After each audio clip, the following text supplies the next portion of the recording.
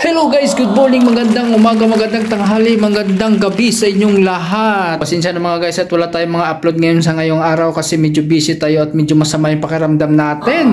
So over today's vlog ay kailangan nating maghanap buhay muna. Uwi ako saglit sa bahay at magsasaing ako kasi nagugutom ako.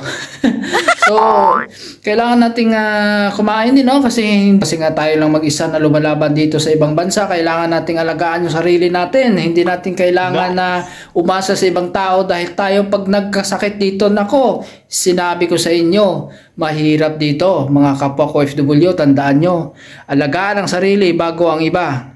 Isa lang masasabi ko sa inyo, keep up the good work, galingan natin. Parehas tayong gumagawa ng content, parehas tayong mahilig gumawa ng mga sarili nating original content. Huwag tayong gagaya-gaya, bahala na kung anong mangyari. Huwag kang maniwala dun sa mga sinasabi nila na magiging mayaman ka pag gayahin sila. Malabo yun. Kaya ako kahit kunti lang yung nagiging views ko, walang problema yan. Hindi ko dinidibdib yan kasi alam nyo kung bakit. Di naman talaga kailangan nating pilitin ng isang tao manood sa video mo, lalo na pag walang kwenta katulad ko.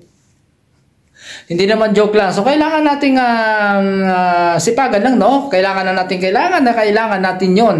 So, hanggang dito na lang muli yung video natin at maraming salamat at advance Merry Christmas and Happy New Year sa inyong lahat. Magandang araw sa inyong muli, mga kapwa ko vlogger, mga kapwa ko designer, OFW. Merry Christmas. Sana all may bonus.